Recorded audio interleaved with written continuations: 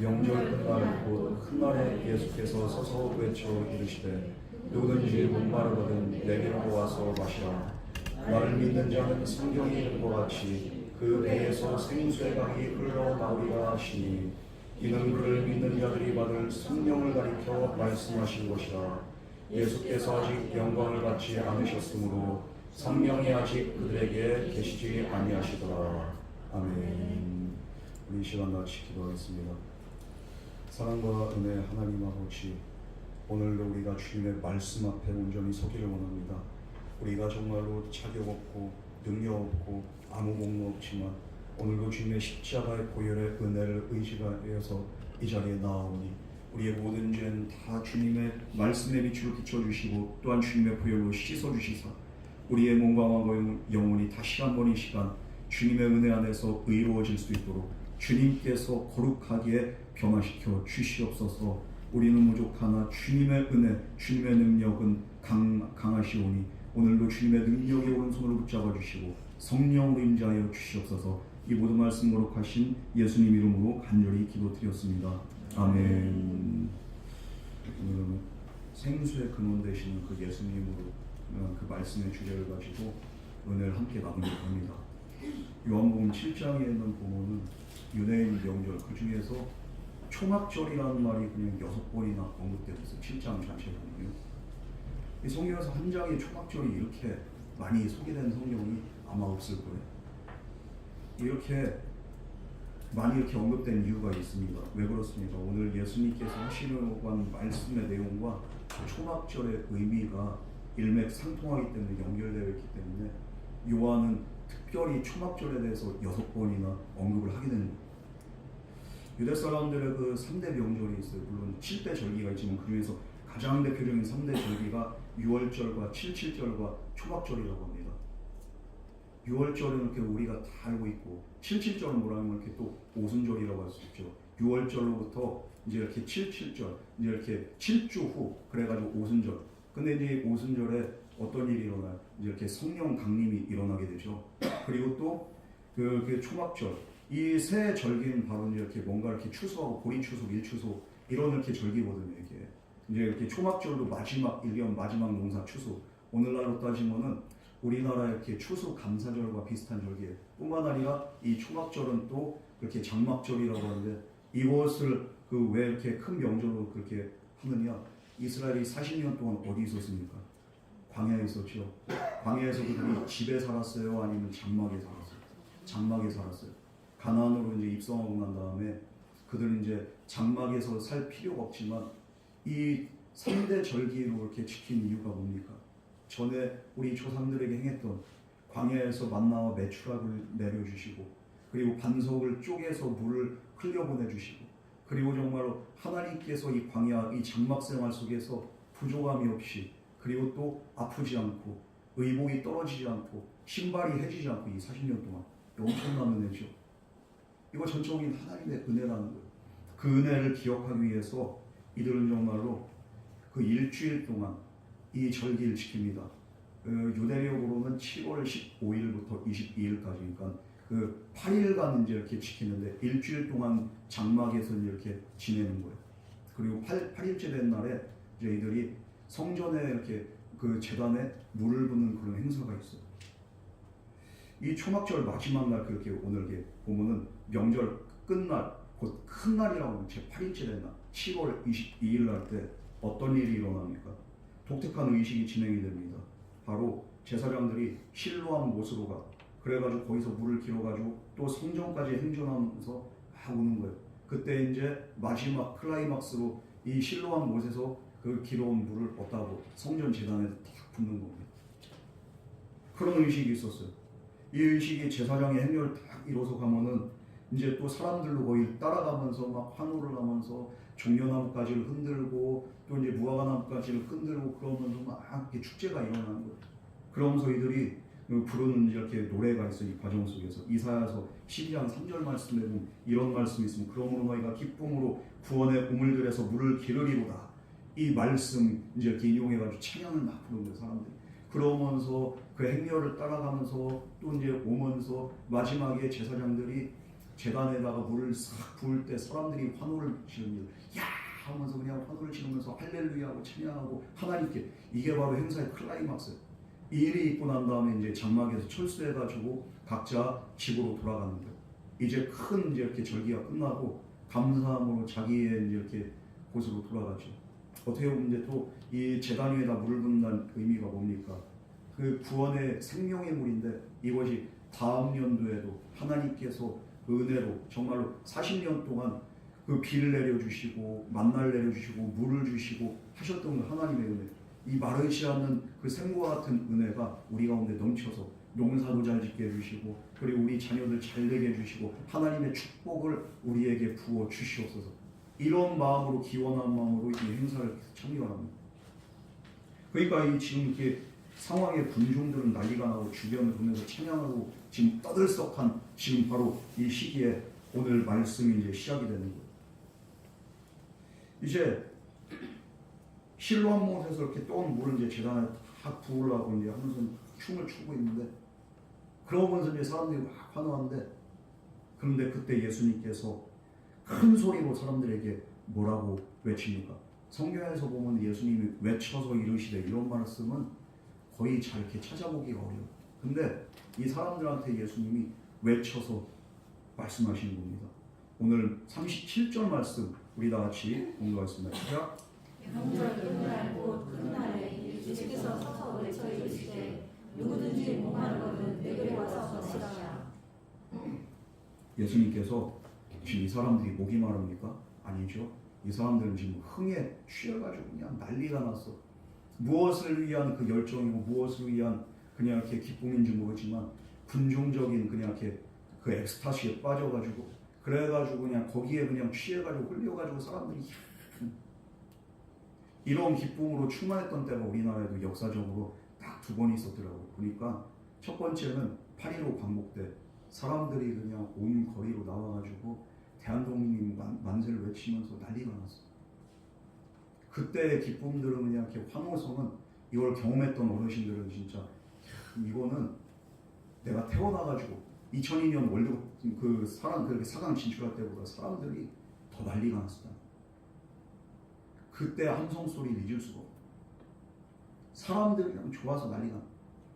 또 2002 월드컵 때 우리 다 경험해봤잖아요. 우리 그때 안 태어난 우리 이렇게 또 성도님들도 계시겠지만 우리 어린 사람들, 저도 그냥 그때 월드컵 때 군대에 있을 때인데도 그냥 군대도 난리 났어. 그냥 뒤집어서 아마 그냥 이렇게 저희 그 맞은편에 북한군 막사에서 난리 났어도 왜 우리 GP가 난리 나서 소리가 그냥 얼마나 떠들썩하냐. 잠도 안 자고서 그냥 이렇게 응원하고 그냥 난리가 나. 그때 온 국민들이 어떻게 합니까? 그냥 광화문 광장에 모여가지고 이 붉은 물결, 이거는 진짜 다시 재현하려고 해도 못해요. 그때 그 감동과 그거는 진짜, 이건 사람들이 난리도 아니에요. 그런데 어떻게 보면은 월드컵 우리나라가 4강에 진출하고 내 개인적으로 무슨 상관이 있어서 그렇게 기뻐하는 거예요 도대체?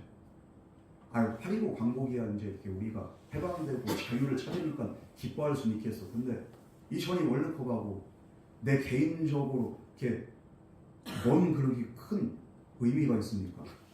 그 당시에는 빚 없는 사람들이 있어요. 다 빚쟁이들도 있었을 거고, 또 병 걸린 사람들도 있었을 거고, 다 있었어요. 월드컵 4강 돼가지고 이렇게 내 병이 났습니까? 아니면 내 빚이 해결이 됩니까? 그런데도 사람들이 뭔지도 모르는데 그냥 이게 전 국민이 다 미쳐가지고 전체 그냥 이렇게 엑스타시에 빠져가지고 난리도 아니야. 아유 내일 일은 몰라. 나 지금 그냥 순간은 그냥 즐기는 거야. 난리. 지금 근데 이스라엘 백성들이 바로 이런 상황에 빠졌는, 이제 이 절기가 끝나면 각자의 자리로 돌아가야 되고 다시 이제 또 현실을 맞닥뜨려야 되고, 현실은 녹록치가 않습니다.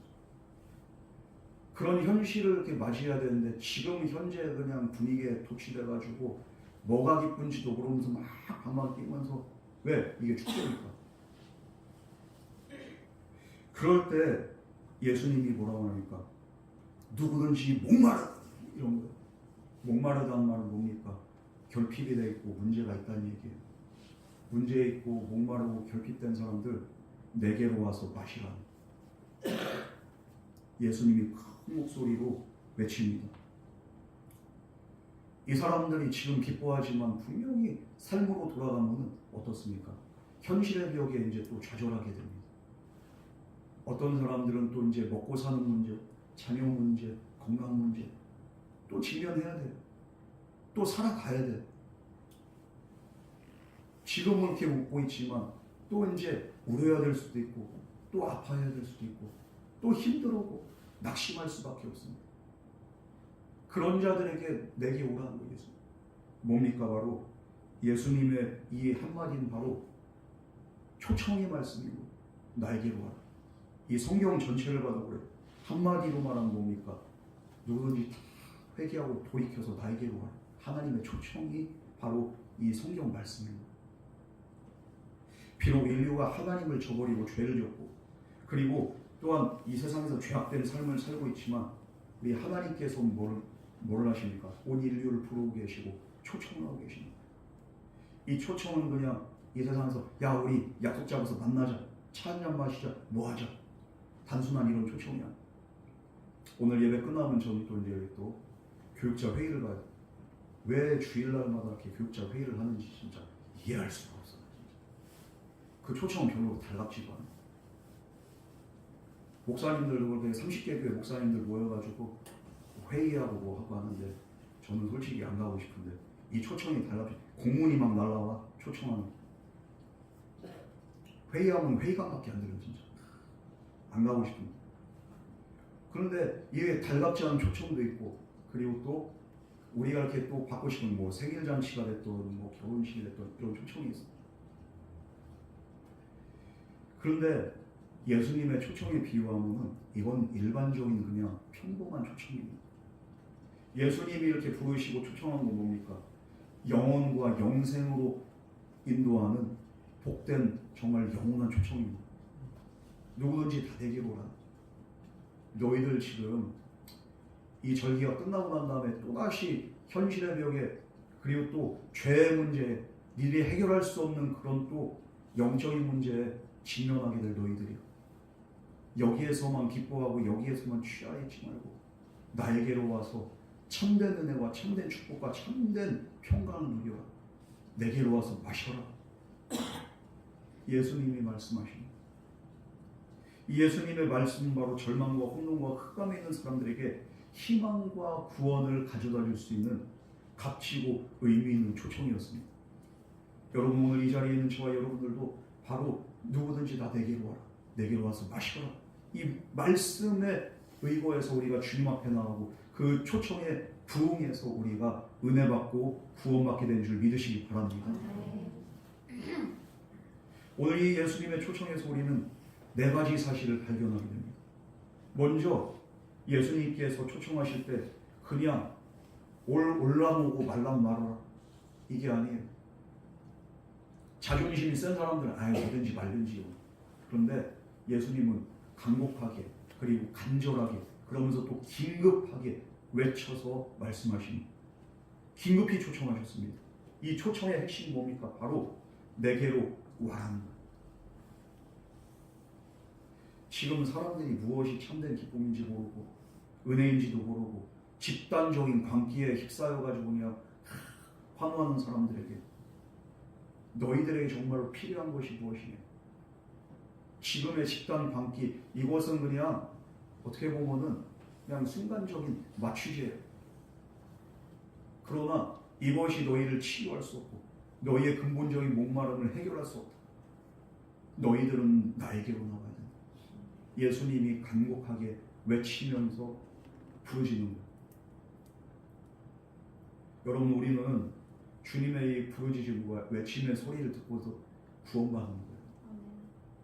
내가 그냥 스스로 그냥 나와야지 해서 나와지는 사람 아무도 없어요. 먼저는 하나님께서 성령의 비추심으로 그냥 계속적으로 우리 마음을 비추시는 것.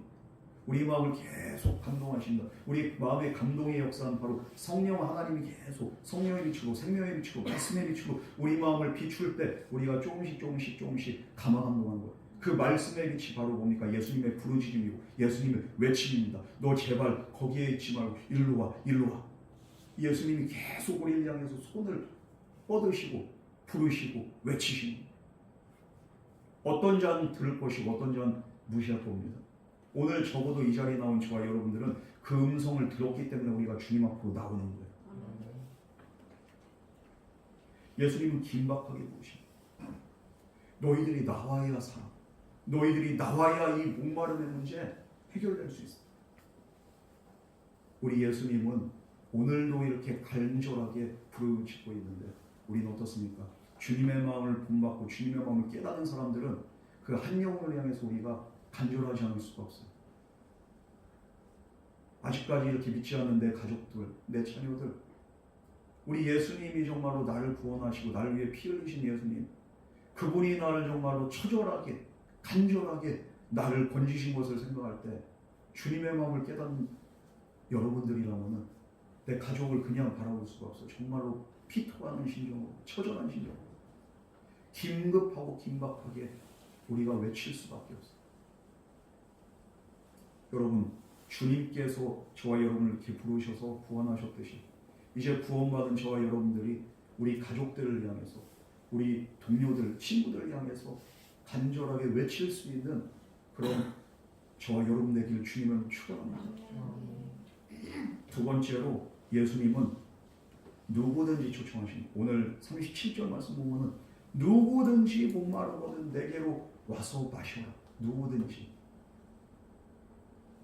바리새인들만 와라, 유대인들만 와라, 이방인들은 오지 마라. 예수님이 그렇게 말씀하셨습니까? 아니죠. 누구든지. 옛날 그 이스라엘이며 장애인들이나 정말로 이렇게 또 그 뭐 문둥병에 걸린 사람들은 성전 안으로 들어갈 수가 없어요. 왜?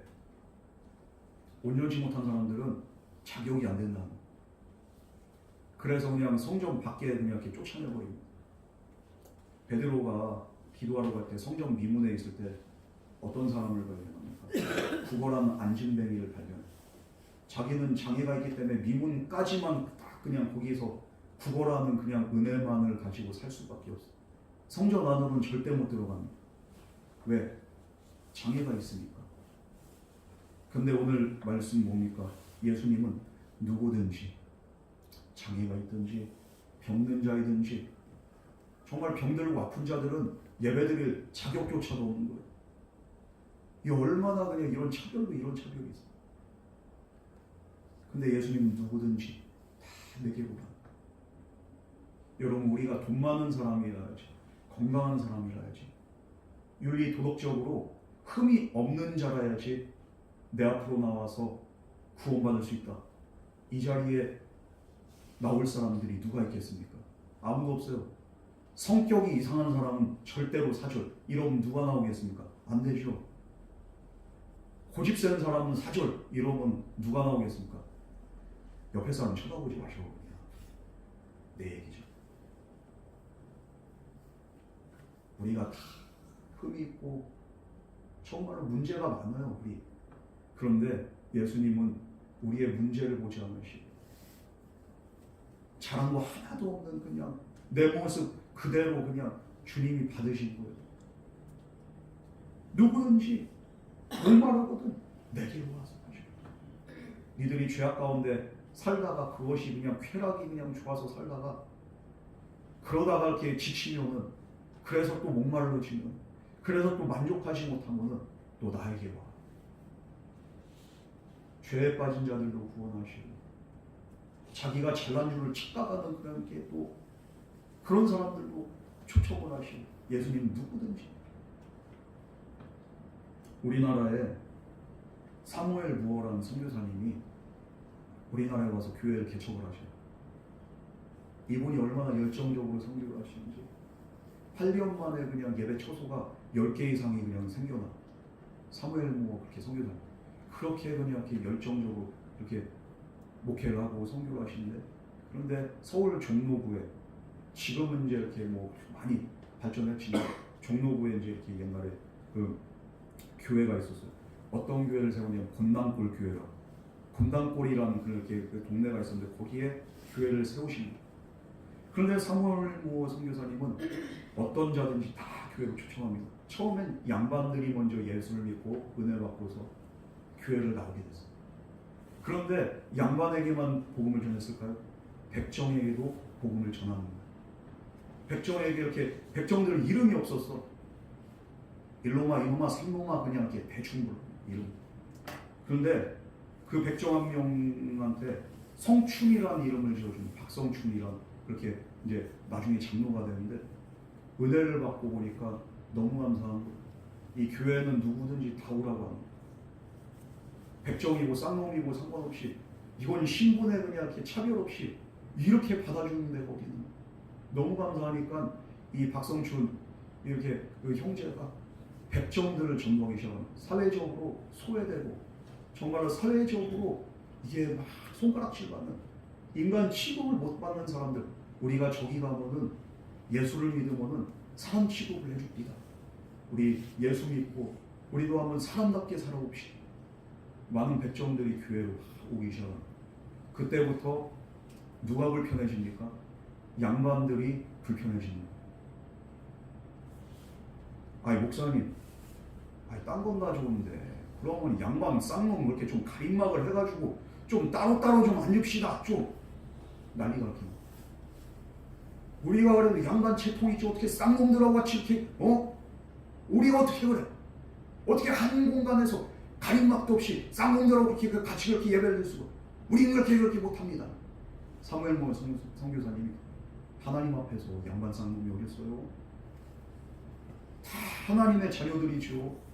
누군 날 때부터 이렇게 쌍놈이고 하나님이 그렇게 이렇게 나게 했습니까? 믿음 안에서 복음 안에서 우리는 형제잖아. 말 같은 소리를 해야지. 그러면서 양반들이 교회를 나갔어. 그래가지고 홍문동에다 교회를 딱 세워버렸어. 홍문동 교회. 왜 그렇습니까? 쌍놈들하고 도무지 그냥 이렇게 우리가 상종할 수가 없다고 해가지고 교회를 따로 세운 홍문동 교회.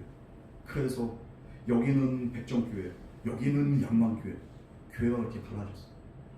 근데 이 교회가 8년 후에 다시 합쳐집니다.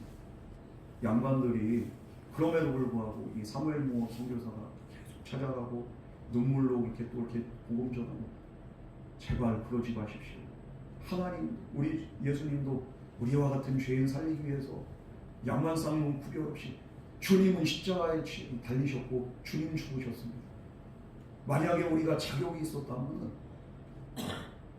우리가 주님이 왜 필요하겠습니까? 자격 없는 우리를 살리기 위해서 주님이 십자가 지셨습니다. 양반들이 이제 나중에 회개합니다. 나중에 일들을 후회하고 회개하면서 너무도 죄송합니다. 이 양반들이 이렇게 회개했다는 그런 일화가 있습니다. 여러분 정말 주님께서는 가난한 자, 부한 자, 환자나 건강한 자, 십단 자, 부도한 자 모든 자들을 아울러가지고 누구든지 목마른 자는 다 내게로 와서 마셔.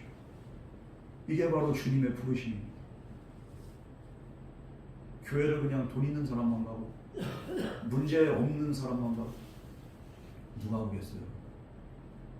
우리는 가난하고 목마르기 때문에 그래서 주님이 필요하기 때문에 오늘 이 자리에 온 줄 믿습니다. 우리 예수님께서 말씀하십니다. 정말로 마태복음 11장 28절 말씀에서 수고하고 무거운 짐진 자들아 다 내게로 가. 내가 너희를 쉬게 하리라. 우리 주님은 다 부르셨어요. 여러분 그러므로 우리는 편견이 있어서 교회에 오는 모든 사람들 우리가 사랑으로 품어주고 우리가 그 사람들 정말로 잘 보듬어 줘야 될 줄 믿습니다. 우리가 그냥 이렇게 교회 문칸이 넓어져가지고 그런 건 아닌지. 미국에 가면은 세들백 교회라는 그 교회가 있어요. 리고렘 목사님이라고 이제 이분이 이렇게 교회 창립자인데 여기 세들백 교회 가면요 교회도 대형 교회지만 메가처치지만 진짜 놀라운 게 있어요. 교회 안에 주차장 이렇게 전광판 화면이 있어요. 거기에서도 예배드리게 예배당으로 안 들어와도 돼. 예배당이 부담스러운 성도들 교회가 여기서도 예배 드릴 수 있으니까 일단 오기나 하셔. 오라는 거예요. 어떤 분들은 진짜 말도 안 해요. 얼마나 골쳤는지. 예배 시간에 그냥 이렇게 1시간 넘게 예배 드리는데 그 시간에도 이제 금단 증상이 나는 거예요. 손이 떨려요. 그러면 어떡하냐고. 나는 그 담배 그게 진짜 피고 싶은데 한 대 피로 나갈 수도 없고 어떡하냐는 거예요. 괜찮습니다. 오세요. 피시면 됩니다. 교회 안에서는 필 수 없으니까 어떻게 해요. 그 교회 밖에 주차장에 있는 데서 흡연실 그 흡연 부스를 만들어놨어요. 여러분 이해가 갑니까 그게? 이해가 가요? 교회에 흡연 부스가 있고 교회 그냥 주차장에서 거기서 그냥 전광판으로 예배드리고 이게 말이 된다고 생각해? 우리는 절대로 안 된다고 하지. 우리 생각 그죠? 절대로 그럴 수가 없어. 어떻게 그럴 수가 있어? 생각을 이렇게 전환하면요 그런 사람들도 예수님 필요하지 않겠어요? 오늘 말씀 보면은 누구든지 목마르거든 내게로 오라. 누구든지. 그렇게 믿음이 연약한 사람들도 처음에는 그렇게 하면서 예수 믿는 거예요. 그러면서 이제 말씀 듣는 거예요. 그러다가 그냥 이렇게 은혜 받으면은 이제 주님의 그 생수의 강이 점점 그의 심령을 적시다 보면은 이제 예배 처소로 들어오게 되고 그 사람들이 변화되게 되고 그러다 보면 술 담배 끊게 되고 죄도 끊게 되고 변화되게 되고 하나님 자녀 되는 거죠. 그렇게 하면서 우리는 그냥 이러면 안 되고 저러면 안 되고 저러면 안 되고 교회 분칸이 너무 높아져 있어. 안 되는 것들만 많아. 이런 율법주의적인 신앙생활이 아니라 정말로 주님의 음성을 듣고 주님의 마음을 깨닫는 자들은 누구든지 모든 사람을 초청하는 주님의 그 음성에 포커스를 맞춰서 우리도 그 음성 따라서 어떤 사람들은 그냥 내가 그냥 죄가 많아서 예수를 믿으면서도 또 똑같은 죄에 넘어진 사람이 있어요. 이 자격지심, 죄책감 이것 때문에 또 예배 자리에 못 나온 사람들이 있어요. 그런 사람들도 목마르고 그런 사람들도 갈증나잖아요. 누구든지 다 내게 와. 네가 무슨 죄를 안고 있든지 네가 어떤 죄인이든지 네가 어떤 사람이든지 나는 상관하지 않아. 여러분 이 주님의 그 음성 정말 얼마나 놀라운 음성입니까? 누구든지. 여러분 주님은 이렇게 우리를 사랑하시고 주님이 이렇게 우리를 있는 모습 그대로 받아주시는 정말로 은혜의 주님이신 줄 믿으시기 바랍니다. 우리가 주님 앞으로 나가지 못하는 것은 죄책감 때문입니다. 그러니까 기도를 못하고 말씀의 자리 예배 자리는 죄 지웠으면 어때? 또 주님 앞으로 나가면 다 내게 오라고. 우리가 죄책감에 그냥 마음 뺏기지 마시고 내 모습 이대로 그냥 주님 앞으로 나가셔서 은혜 받고 주님의 또한 그 사랑과 주님의 축복을 누릴 수 있는 저와 여러분 될 수 있기를 주님을 축원합니다. 뿐만 아니라 세 번째로 예수님은 내게로 와서 마시라고 추천합니다. 마시라는 거예요. 무엇을 마십니까? 바로 주님의 은혜와 주님의 피를 마시고 정말로 주님의 생명수를 마시라는 거예요. 성경 곳곳에서 주님이 말씀하신 나는 영생하도록 솟아나는 그 생명수라고 말씀하시죠. 또한 나는 하늘에서 내려온 살아있는 빵이고 나를 먹고 나를 마시는 자는 영원히 목마르지 않고 배고프지 않을 것이다. 우리 주님이 이렇게 말씀하십니다. 예수님께서는 정말로 나를 믿는 자는 죽어도 살겠다고 나를 믿는 자에게는 정말 이런 생수의 강이 넘친다. 그러므로 내게로 와서 마시라. 이사야서 55장 1절 말씀에 보면은 비슷한 말씀이 있습니다. 오호라 너희 모든 목마른 자들아 물로 나오라. 돈 없는 자도 오라. 너희는 와서 사 먹되 돈 없이 값 없이 포도주와 젖을 사라. 너희 목마른 자들아 물로 나오라. 내게로 나오라. 생수의 근원 대신 예수님께로 나오라는 주님의 초청의 말씀입니다. 이 예수님의 초청에 응하는 게 뭐 돈이 들어갑니까? 안 들어가요. 어떤 희생이나 대가를 치를 필요도 없습니다. 말 그대로 공짜로 주시는 은혜인 것입니다. 너희들은 와서 사 먹되 값없이 포도주와 젖을 사라고 하죠. 값없이 은혜로 주는 거예요. 은혜라는 말이 그러니까 왜 은혜입니까? 내가 값을 지불할 수 없는 그 값을 주님이 그냥 이렇게 지불하지 말라는 거예요. 내가 다 치렀으니까 너는 그냥 와서 누리고 너는 그냥 와서 받아 먹으라는 거예요. 그게 바로 은혜. 내가 자격이 있어서가 아니라 내가 뭘 잘해서가 아니라 자격이 없는데도 불구하고 나에게 값없이 주어진 게 그게 바로 은혜인 줄 믿으시기 바랍니다. 이 공짜라는 말이 두 가지 뜻이 있어요. 공짜란 말은 싸니까 공짜로 준다는 의미가 있고, 또 하나는 너무 귀해서 값으로 매길 수 없는 것을 그냥 준다는, 은혜로 준다. 공짜는 두 가지 의미가 있어요. 귀해서 값을 매길 수가 없어서 공짜로 준다. 여러분들 진짜 어떤 분들은 강아지 키우는 거 좋아하시는 분들 계세요. 그죠? 개도 견종이 많더라고요. 보니까 요즘에 얼마나 개를 좋아하는지. 어떤 분들은 뭐 그냥 이렇게 푸들 키우고 말티즈 키우고. 근데 요즘에 좀 돈 좀 있는 사람들 뭘 키우냐? 비숑을 키우는. 비숑이 그냥 개값이 200에서 한 300만 원 정도 된다고 하더라고요. 놀라죠. 근데 비숑보다 더 비싼 개가 있어. 요즘엔 또 꽃동이라는 그렇게 종이 있는데 꽃동도 틀려요. 이게 그냥 제일 싼 게 300만 원이에요. 보통 500에서 많게는 진짜 이 견종 좋은 건 1000만 원이 넘어가요. 개를 미쳤다고 그렇게 돈을 주고, 개는 먹는 것이 이제 키우는 게 아니지, 이런 사람들이 있어요. 어저께도 제가 이렇게 그 개를 좋아해가지고 우리 윤실 집사님하고 같이 이렇게 식사를 하는데 유 집사님이 어린이를 딱 전화했는데 요즘 그냥 법으로 금지가 되는지 전화를 안 받는 거예요. 이거 장사 안 하는 거예요. 쓸데없는 법이 만들어지는. 개 좋아하는 사람 뭐 먹고 살아요? 염소만 먹게 생겨서. 그런데 이렇게 먹는 거 좋아하는 사람들은 개를 먹는 거 좀 미쳤다고 생각해요. 그런데 키우는 반려인들은 어떡합니까? 이 개가 얼마나 그냥 자식 같고 가족 같고.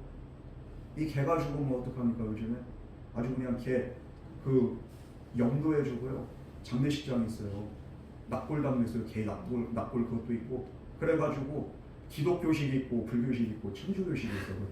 기천골이 있었다. 그래가지고 그냥 어떤 데는 보면은 기독교식으로 한 그냥 찬송가를 틀어줘요. 그러면서 이렇게 화장하는 동안에 그 추모 영상을 틀어주면서 찬송가 하늘 가는 밝은 길이 이거 틀어주면서 아이고 우리 똘똘아 난리가 나네. 그러면서 아버지 왜 여기서 아버지가 나? 개새끼 죽었는데 뭔 하나님을 찾고 뭔 찬송가가 나오고 안 됐어. 그러지들 마셔요. 그런데 진짜 이렇게 제가 하고 싶은 말이 뭐냐면 개 중에 견종에서 진짜 비싼 개가 있어요. 살루키나 뭐 아니면 이렇게 아프가나운드나 이런 거는요 기본 그냥 단가 싼 게 1000만 원이 넘어가. 근데 우리나라 이게 개가 그냥 이렇게 장발이에요 이게. 그래가지고 얼마나 살랑살랑하면서 진짜 트리트먼트한 것처럼 털이 그냥 이렇게 흩날리는데 이거 진짜 한번 키워보고 싶긴 하더라고요. 아프가나운드 이게. 개가 5대5 가르마가 정확하게 터져가지고 이게 그냥 단발이 아니라 장발로 내리고 머리 멋있더라고. 근데 그 견종을 브리딩하는 이렇게 브리더가 우리나라에 있는데 돈 주고서 팔지도 않더라고요. 진짜 이 개를 사랑하기 때문에 이 견종 자체를 진짜 키울 수 있는 사람한테 공짜로 줘요. 돈 1000만 원 준다고 2000만 원 준다고 해도 절대 안 팔아. 3000만 원 준다고 절대 안 팔아. 그런데 개를 진짜 사랑하고 개 목장처럼 그냥 넓은 그냥 이렇게 평수에 그런 이렇게 개를 키우는 그런 집한테 공짜로 무료 분양을. 이게 얼마짜리인데? 근데 무료로 줍니다. 공짜로 줍니다. 이게 싸서 공짜로 준 게 아니에요. 그만큼 값을 매길 수 없을 만큼 귀중한 건데 이거를 거저주는 거예요. 이게 바로 은혜예요. 여러분 정말로 예수님의 은혜는 너무 귀해서 대가를 우리가 치를 수가 없어요. 이 가치를 매길 수가 없어요. 그렇기 때문에 공짜로 준 은혜인 줄 믿으시기 바랍니다. 우리가 어머니의 사랑도 값으로 매길 수 있습니까? 없죠. 우리 엄마가 그냥 얼마나 그냥 나를 위해서 우리가 다 그 어머니의 그 사랑을 먹고서 자란 거 아니겠습니까? 그 은혜를 우리가 어떻게 값으로 매길 수 있어요? 그러니까 부모님의 사랑, 어머님의 사랑은 평생 갚아도 우리가 정말 못 갚는다는 그런 얘기가 괜히 있는 얘기예요. 근데 어머니는 공짜로 그 은혜를 주시는 거예요. 하나님의 베푸신 구원의 은혜도 마찬가지인 거예요. 구원은 값을 매길 수 있을 만큼 그런 이렇게 값 떨어진 게 아니에요. 값으로 매길 수 없기 때문에 그러기 때문에 우리에게 거저 주시는 귀한 은혜인 줄 믿으시기 바랍니다. 우리나라에서 제일 부자였던 사람은 정주영. 구원을 돈으로 살 수 있다면 정주영이 얼마를 내야 됩니까? 그냥 이렇게 자산이 그 당시만 해도 이렇게 자산이 4조가 있었어요. 우리나라 어마어마해요. 내가 버스 그냥 이렇게 교회에다가 1000대 정도 이렇게 헌금하면은 구원을 살 수 있을까요? 아니, 못 사. 그까지 버스 1000대보다도 구원이 천하보다도 더 이렇게 귀한 은혜가 바로 구원입니다. 이렇게 귀하기 때문에 우리는 살 수 없기 때문에 거저주시는 거예요. 우리 주님께서 누구든지 목마르고도 내게로 와서 마시라. 너희가 값없이 와서 마시라. 여러분, 그러므로 예수님을 믿는 사람에게 이 귀한 은혜를 주신 그 은혜를 생각하면서 우리는 날마다 감사하면서 살아야 될 줄 믿습니다. 이게 얼마나 감사한 은혜고 얼마나 귀한. 그런데도 그냥 예수님은 뭐해, 그냥 예수님이 뭐 그렇게 돈을 벌게 해줘, 그렇다고 밥을 줘, 떡을 줘, 뭘 해줘, 내 병을 고쳐줘, 그러지 않는다 할지라도 이거보다도 더 큰 은혜가 바로 구원의 은혜, 영생의 은혜가 저와 여러분에게 주어진 그 하나만으로도 우리는 감사하면서 살아갈 때 우리는 언제나 그 구원의 기쁨과 감격 속에서 우리는 은혜의 신앙생활을 할 수 있게 되는 거예요. 은혜 없는 신앙생활하는 사람들은 뭐예요? 맨날 그 구원은 그냥 이렇게 뒷전이, 그냥 눈앞에 있는 것들 때문에 돈 이러고 내 문제 이러고. 그런데 왜 주님은 그냥 나를 사랑해? 주님 사랑을 어떻게 그럼 이렇게 증명할 수 있어요? 그 아들 예수 그리스도를 나를 위해서 죽이시고 나를 구원하시고 그 핏값으로 사셨는데 이거보다 더 큰 증명이 어디 있냐고요, 여러분. 이미 증명하셨어요. 하나님은 나를 사랑하신 거예요. 이상한 소리들 하지 마시고 그 구원의 은혜를 항상 기억하면서 우리는 감사하면서 살 수 있기를 주님의 이름으로 축원합니다. 네 번째로 예수님께서 그리고 이 초청에 응하는 방법을 우리에게 알려주십니다. 우리 38절 말씀 우리 다 같이 공부하겠습니다. 시작. 나를 믿는 자는 성령의 이름과 같이 그 배에서 생수의 강이 흘러나오리라 하시니. 그럼 이 예수님의 초청을 이렇게 응하는 방법은 무엇입니까? 바로 이 생수의 근원 되신 예수님을 믿는 게 바로 예수님의 초청에 응하는 방법이라. 여러분, 믿음은 이성을 초월합니다. 믿는 게 그냥 이렇게 내가 믿어져서 믿는 게 아니에요. 먼저 믿기로 결단하고 믿어지니까 믿기 시작하니까 믿어지는 거예요. 알고서 믿는 건 믿음이 아니에요. 이렇기 때문에 사실적으로 이렇게 이게 딱 이렇게 이것이 사실 확인이 되기 때문에 내가 이거는 아는 거지 믿는 게 아니에요. 믿는 거 뭡니까? 먼저 믿고 난 다음에 아는 게 그게 바로 믿음입니다. 우리 제가 전에도 말씀드렸다시피 천국을 어떻게 그냥 내가 봤어요? 천국 본 사람 있으면 한번 손들어 봐봐. 간혹 가다가 이렇게 영안을 열어주셔가지고 이렇게 그걸 보여주신 건 아니지만 천국 봤어요, 여러분? 근데 어떻게 믿어? 어떻게 믿는 거예요? 어떻게 알아? 안 믿는 사람은 그런 거예요. 안 보니 아나? 안 봤는데 어떻게 알아? 봐야지 믿지. 반드시 보게 됩니다. 안 믿고서 그렇게 안 믿고서 나중에 죽은 다음에 천국이 있고 지옥이 있는 걸 그들은 보게 될 겁니다. 그때 확인하고 사실 확인됐으니까 나 이제 주님 믿을래요. 그 믿음 아니에요. 이미 끝났어. 넌 지옥행이야. 우리가 육신이 있을 때 그게 바로 기회예요.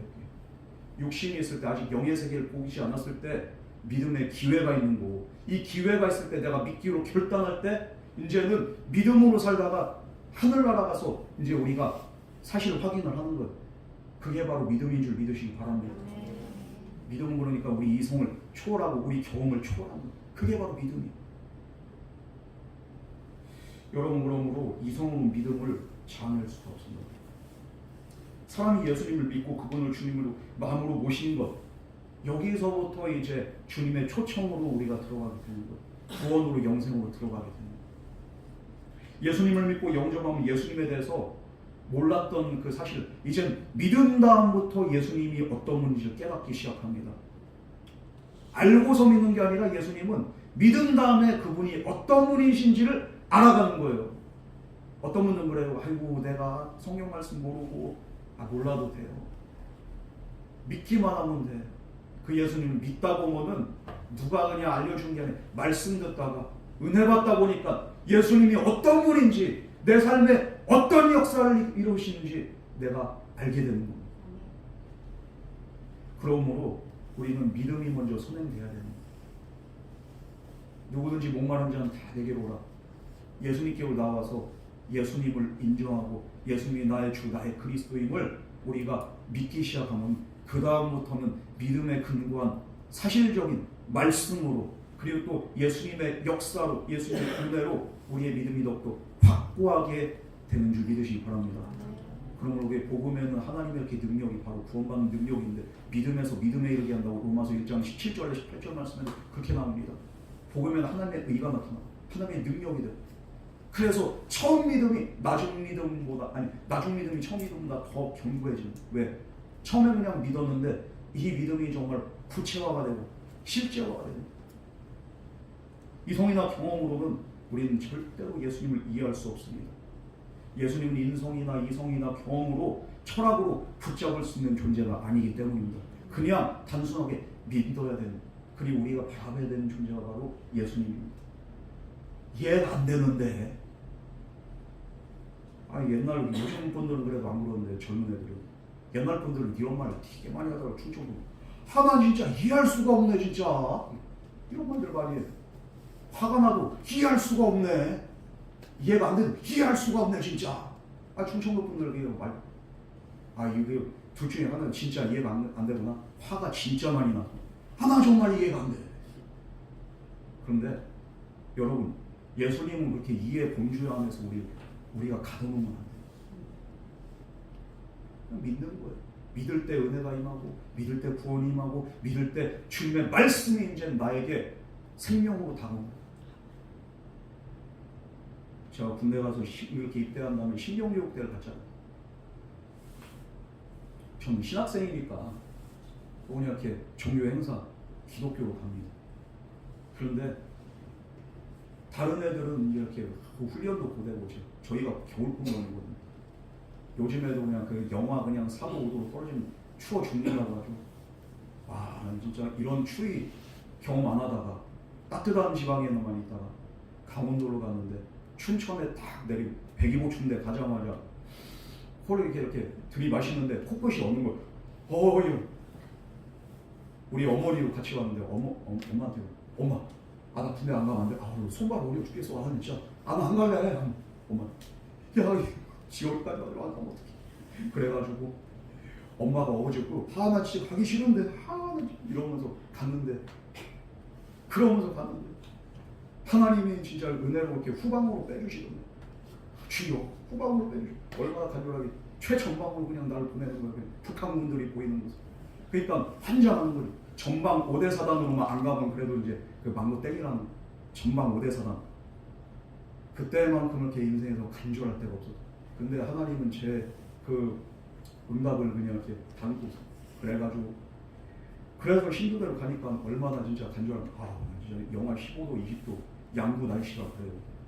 그런데 그냥 이렇게 설거지를 하라는데 이게 찬물을 그냥 이렇게 찬물에 해가지고 설거지하니까 이게 손이 덜덜 걸어요.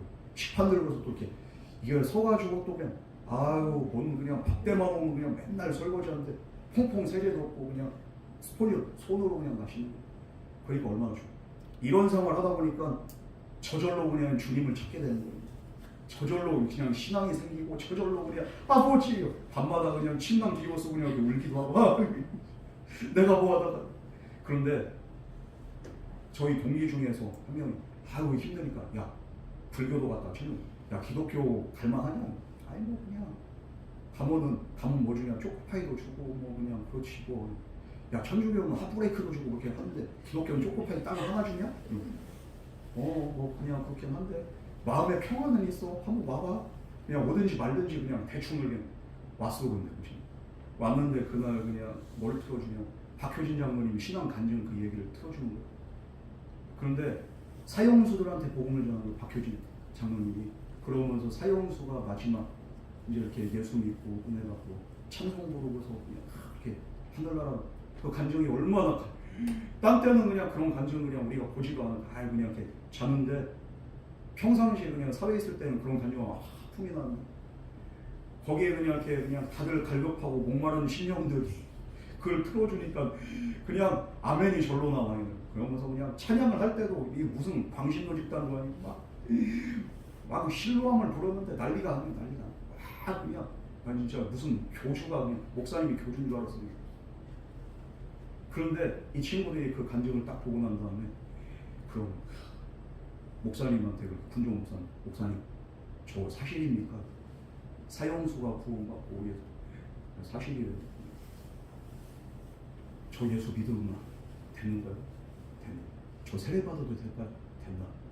세례도 받고 그냥 그러면 막 기도하고 갑자기 이렇게 순식간에 변하는 거예요. 애가 믿기로 이렇게 딱 결단한 순간에 믿음이 확 들어오더니만 모든 하나님의 말씀이 그냥 그 안에 확 박히는 거예요.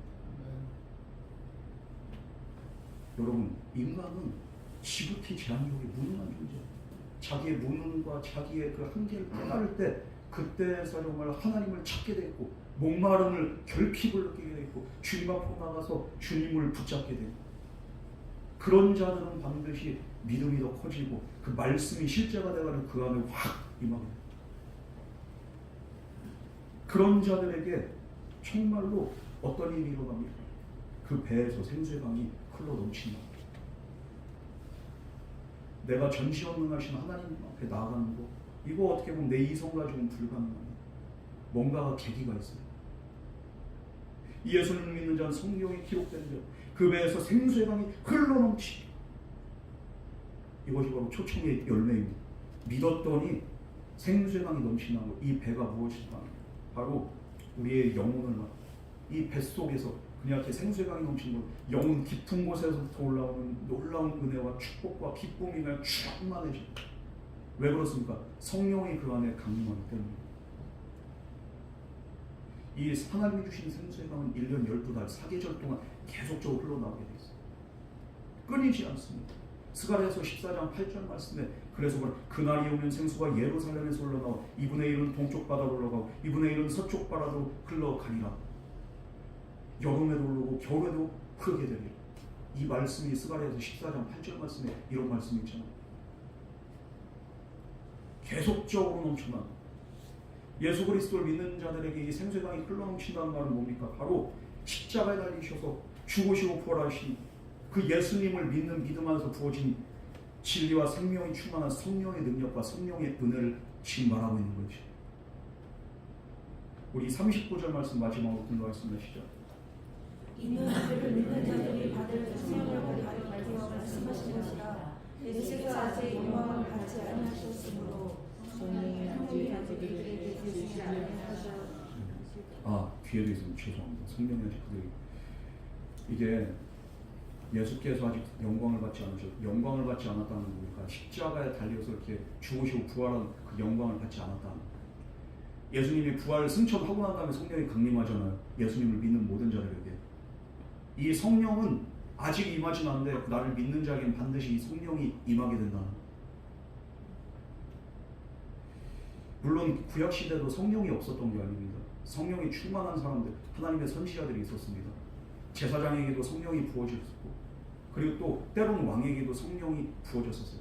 다윗 왕이 그래도 성령의 그런 왕의 상징이잖아요.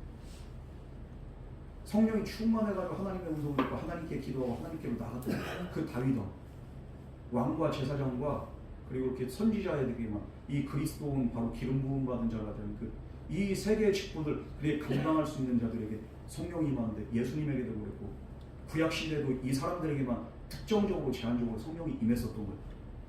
그런데 예수님 말씀하신 이 성령은 무엇입니까? 바로 어떤 자들이 예수님의 십자가의 그렇게 구원의 은혜 안에서 새 언약의 주인공들이 받게 되는 성령을 말합니다. 요엘서에게서 이렇게 말씀한 게 뭡니까? 마지막 날에 내가 모든 민족에게 나의 영을 부어준다고 했잖아요. 그 성령을 말씀합니다. 그 요엘 그 선지자가 약속한 그 성령, 이 생수의 강이 넘쳐난 그 은혜는 예수님이 다시 한번 이렇게 이야기하면서 반드시 이 은혜, 너희를 위해서 이제 하나님께 1대1의 관계로 나갈 수 있고 하나님께 기도할 수 있고 구약시대 사람들은 성령 받기 전에 사람들은 하나님 앞으로 나갈 수가 없어요. 그러나 예수를 믿고 이제 오늘 저와 여러분들은 하나님과의 1대1의 관계로 우리가 나갈 수가 있습니다. 내가 죄가 없고 내가 연약하다 할지라도 성령이 내 안에 내주하심으로 말미암아 성령 하나님이 함께 하시고 말미암아 우리를 떠나시고 버리지도 않으시고 우리를 포기하지도 않으시고 성령님께서 날마다 우리 안에서 역사하셔서 은혜 자리로 인도하시고 결국에는 생수의 넘치는 놀라운 은혜 역사를 경험하게 된다. 수많은 사람들이 교회 나와서 예수님 믿고 물세례를 받아요. 근데 성령 세례 받은 사람들이 많지가 않습니다. 왜냐하면 성령 안에 있는 이 생수의 강을 경험하지 못하기 때문에 습관적으로 예배는 나오지만 기쁨이 없어. 신앙생활. 여러분, 많은 사람들이 이거는 오랜 세월 교회 다녔다고 해가지고 내 안에 생수의 강이 넘치는 게 아니에요. 내가 한 달만 다녀도 정말 내 안에 성령이 그냥 강권적으로 역사할 때, 제가 좀 전에 말했던 그 신교대에 있을 때 그 친구, 진짜 성령이 역사가 아니면은 본인이 어떻게 세례받나고 본인이 어떻게 예수님을 믿는다, 그 안에 그냥 성령이, 그러면서 그 친구는 그냥 막 이제 이렇게 어떻게 됩니까? 이 신교대 그냥 이렇게 훈련소 기간 동안에 엎드려 뻗쳐도 하고 대가리 받기도 하고 맨날 스쿼트는 그냥 이렇게 기본적으로 한다, 파도 타기만, 이거 그냥 하루에 그냥 1000개씩 하는 거예요. 그런데도 그냥 항상 그냥 이렇게 기뻐하고, 나는 죽겠는데 그냥 이 친구가 왜 그래? 생수의 강이 넘치니까. 저는 신학생인데도 아 죽겠다, 아우 진짜 이놈의 죽어 있는 놈의 새끼, 속으로 막 욕을 하는 이 친구는 그냥 그래도 그냥 감사. 왜? 진짜 성령이 임하고 그 안에 이렇게 마음의 평강을 주신 하나님의 은혜를 경험한 자는 환경이, 상황이 그를 좌지우지하지 않습니다.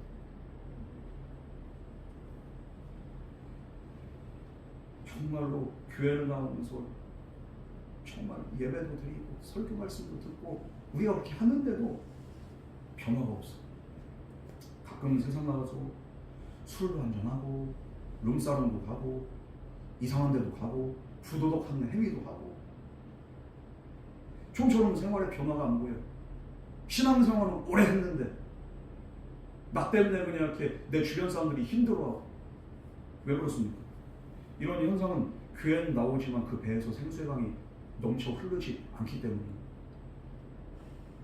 어제나 오늘이나 아무런 변화가 없다면, 감동도 없고 변화가 없고 정말로 생명이 없는 그런 이렇게 신앙생활이라면 내 안에서 생수의 강이 흐르고 있다고 말할 수가 없습니다. 여러분, 교회에서 마주치는 이렇게 성도님들 간혹가다 이렇게 얼굴 보잖아요.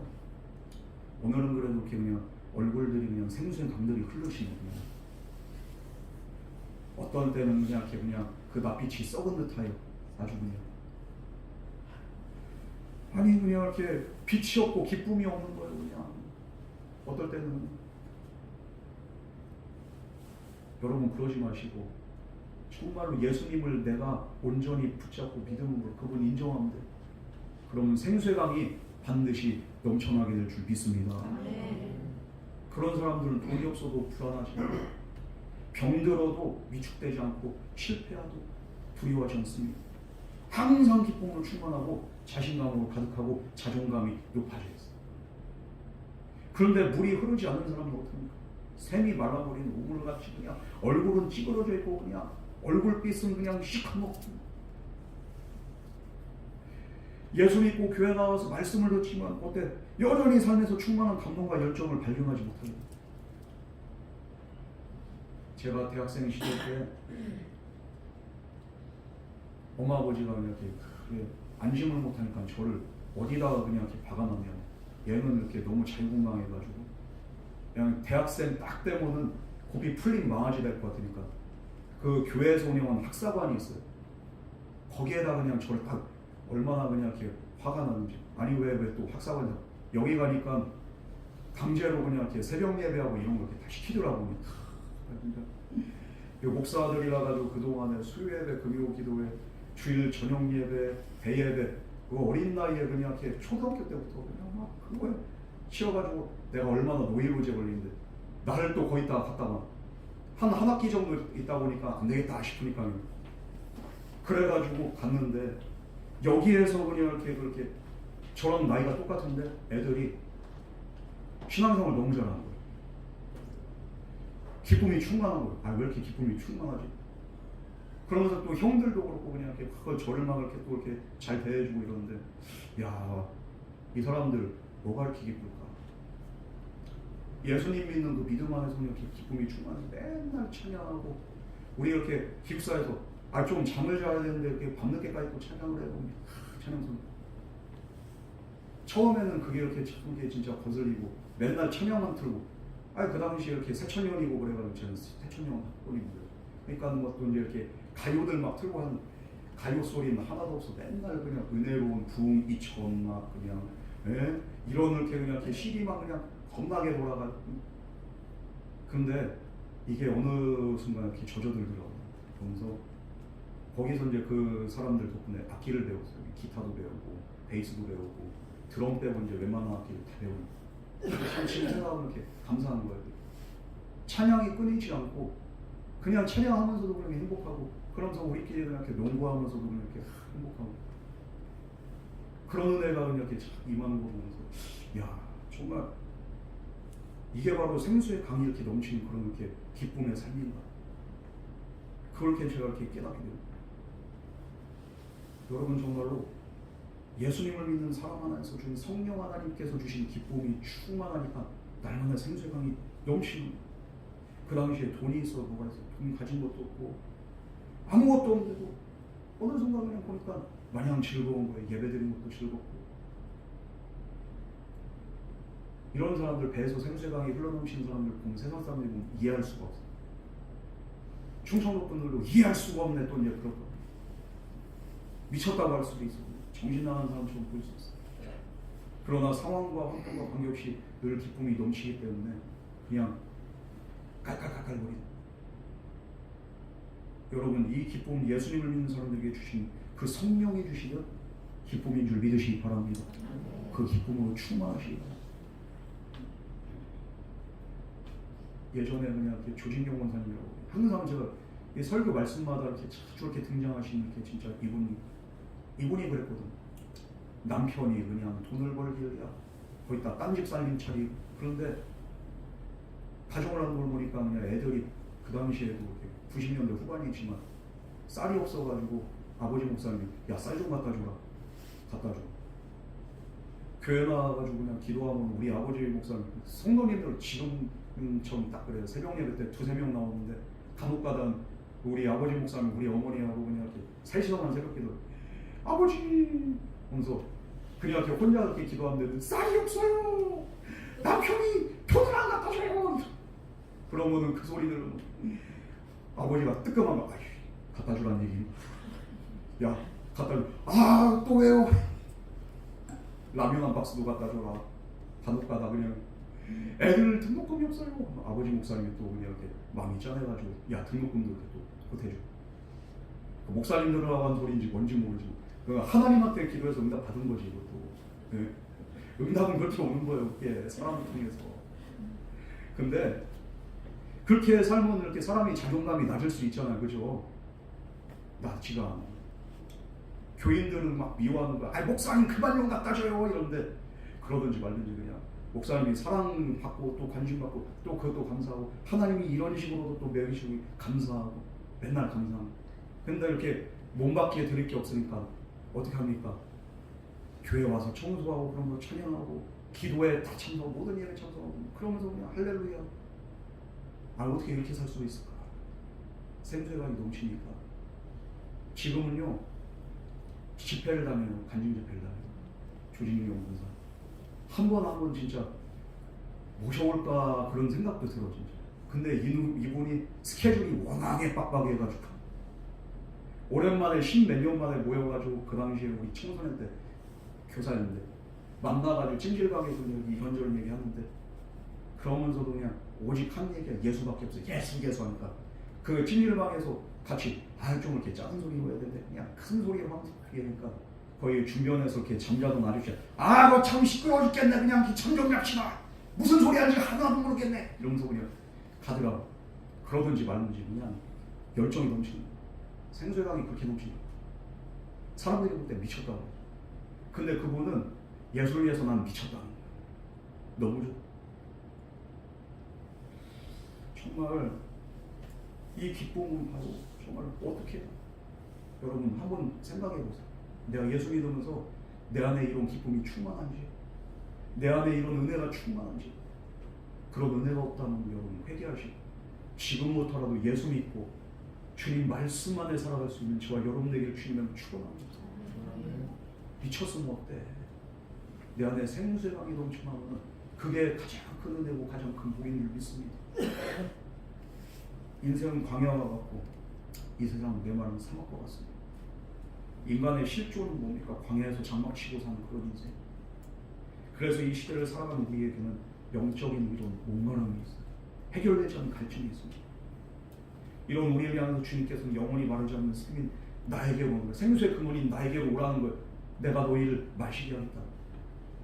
그리고 이 영적인 목마름에 해갈이 된 성령을 우리에게 선물로 주시겠다고 주님 말씀하셨습니다. 이 해갈은 한 개인의 목마름을 채워주는 걸로 끝난 게 아니에요. 내 안에 성령이 충만하고 기쁨이 충만해서 이제 나를 적시고 나로부터 흘러나와서 내 주변에 메말라간 자들을 적시게 하는 거예요.